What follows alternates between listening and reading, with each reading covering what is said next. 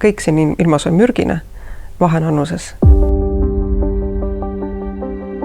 Mürgistusteabe keskus on kompetentsikeskus, mis tegeleb riigis kõikide mürgistuste lahendamistega, ta haldab kogu infot, mis on meil nii mürkidega, mürgistusraviga. Põhilised mured, millega infoliinile 16662 helistatakse, on ikkagi seotud kemikaalidega. Teisel kohal on meil ravimid ja kolmandal kohal loodusest tulenevad mürgid. Ma natuke kahtlustan, et mu 1,5-aastane võis süüa ussilaka marja ära. Kui on suuremates kogustes, siis ta võib seldrahtäiret tekitada, aga üks mari ei tohiks tekitada. Natuke jälgida rohkem, aga muidu ei tohiks mürgistust olla. 90% kõikidest mürgistustest, mis meie infoliinile tulevad, need on seotud koduste õnnetustega. Kodus juhtub midagi, koju on varutud midagi, mis tekitab mürgistuse. Ja valdavalt on need ikkagi väga suur grupp meie klientidest ja sihtgrupist on väikesed lapsed kuni 3-aastased. Me räägime ikkagi vanemate eksimusest, kus vanemad on kas ajanud segi ravimid, ajanud segi milliliitrid ja milligrammid või siis on haaratud pimesi kuskilt ravimi riiulilt pudel, näiteks D-vitamiini, mis ei ole seda mitte. Ja see on hüllatav, mis sellistest kappidest võib siis leida, et ka autolukusulatusõli, küünelaki eemaldajat ja vesinikku ja taolisi asju, mida siis lastele D-vitamiini pähe antakse ja siis on õnnetus käes. Me oleme ainukene keskus Euroopas, kes tegeleb mürgistusennetusega suisa sel moel, et meil on mürgistusennetusnädal.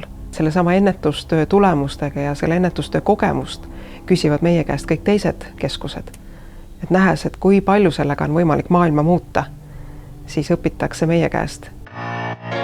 Siin on väga palju õdesid tööl, kellel on väga pikk erakorralise meditsiini kogemus. Kui on selgeks saadud juba, et millega mürgistus on tekkinud, siis oskab õde ka hinnata, milline on selle mürgistuse raskusaste, mida peaks kohe esimeseks esmaabiks teha ja need esmaabi soovitused ta saab kohe. Lisaks sellele, et nad tegelevad patsientidega, nad nõustavad, on ka psühholoogid, oskavad ka paanikasse inimest maha rahustada.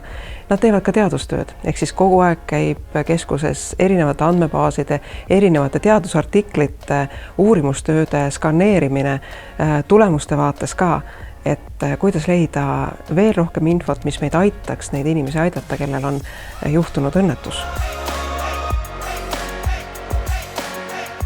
On kindlad reeglid, millistel juhtudel tuleb helistada 112 ja millal oleks mõistlik helistada 16662. Kui inimene enam ei hinga, kui ta on kaotanud teaduse, siis ei ole mõtet enam helistada 16662, sest sellest nõustamisest ei ole enam kasu, siis on vaja tegutseda ja sellisel juhul on vaja helistada häirekeskusesse 112. Tegelikult kogu mürgistuse teemast orienteerumiseks on vaja 5 numbrit. 16662. Selle koha pealt leiab üles meie kodulehe, meile saab kirjutada ja meile saab helistada. Et ei ole väga keeruliseks tehtud selles kiiresti muutuva ajas meie ülesleidmine. Aga kodulehelt saab kindlasti palju infot lugeda erinevate mürkainete kohta, kuidas seda ennetada, kuidas need õnnetused juhtuvad ja kuidas oleks mõistlik kodus toimetada. Veebilehelt leiab samamoodi meie mitmeid e-koolitusi ja ka videopöördumisi, kus me räägime erinevatest mürgistustest, erinevatest juhtumitest.